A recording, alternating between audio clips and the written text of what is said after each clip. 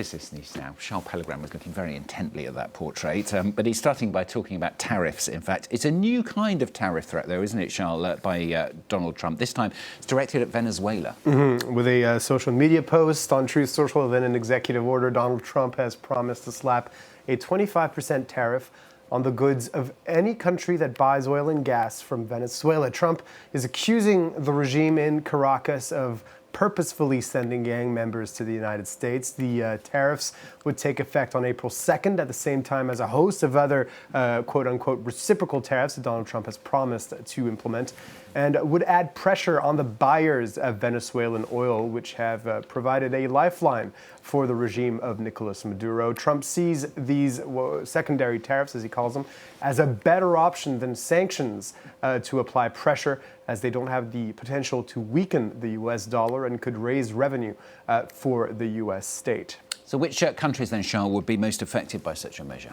Well, let's look at which countries imported the most Venezuelan oil at the end of last year in a context where it is already the target of numerous sanctions. Chief among those countries is China, which mostly purchases it on the black market. This is the only country other than Venezuela that is cited by name in the executive order, and that 25% tariff would apply on top of the 20% tariffs that have already been targeted at China since Trump took office, and would also apply to Hong Kong and Macau.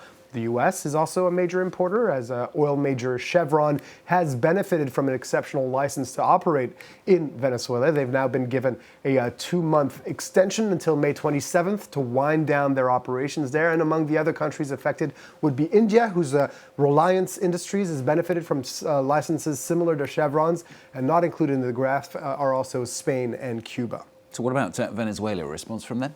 Well, in the facts, Caracas could be badly hurt by this. China is a leading importer of Venezuelan oil, but Venezuela is not a major source of crude for Beijing, so China could easily reduce its imports. Nonetheless, China's Foreign Affairs Ministry this Tuesday called on the U.S. to stop interfering in Venezuela's internal affairs and to abolish what it says are illegal and unilateral sanctions against the country. Nevertheless, during a mining event in the state of Bolivar, where most of the country's gold is extracted, Nicolas Maduro pointed to the fact that his regime is still standing today, despite the numerous sanctions it has faced over the years. Take a listen. We have defeated previous sanctions, and we will defeat those to come as well, with work, creativity, love, and patriotism. They can sanction and impose tariffs on whoever they want. What they will not be able to sanction is the love and patriotism of the Venezuelan people. Well, we're going to end in Germany for the business. One of the top priorities for Germany's parliament as it sits for the first time this Tuesday. Germany's likely next chancellor, conservative Friedrich Merz, will lead a coalition pledged to set up a special €500 billion fund to refurbish the country's dilapidated infrastructure. Experts agree that without this, the troubled German economy cannot get back on its feet, and the task is enormous. Some 8,000 motorway bridges are in need of repair, not to mention railways, tunnels, schools, etc. Lüdenscheid, a town of 70,000 inhabitants in the west of the country, is a case in point. And our correspondents in Germany, Nick Holdsworth and Anne Maillet, went there and sent us this report. We're on one of Germany's busiest motorways. But for the past 3 years, the A45 has come to a grinding halt between Frankfurt and Dortmund. Due to a lack of repairs and maintenance, the bridge in the Ramada Valley had to be demolished. Traffic is now being diverted towards Lüdenscheid, causing congestion and delays to deliveries.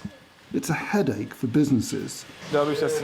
Everything arrives late, and we're always short of spare parts. It takes us much longer than before to repair our customers' parts. At this company, which specialises in plastics processing, the closure of the bridge has reduced sales by 20 to 25%.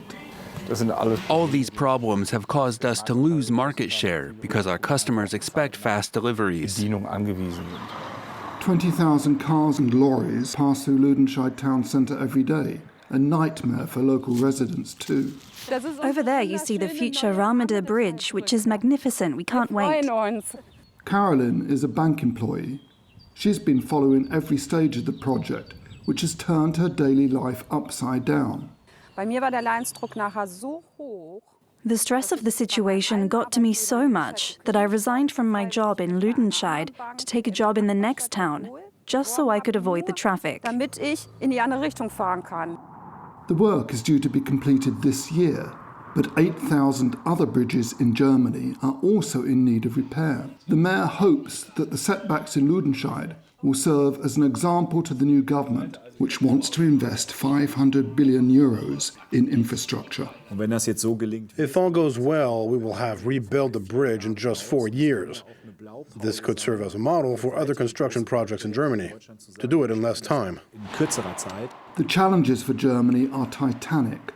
Over the last 20 years, the country has invested just 2% of its gross domestic product annually in its infrastructure, a rate well below the European average. Thank you very much. Charles Pellegrin with the business.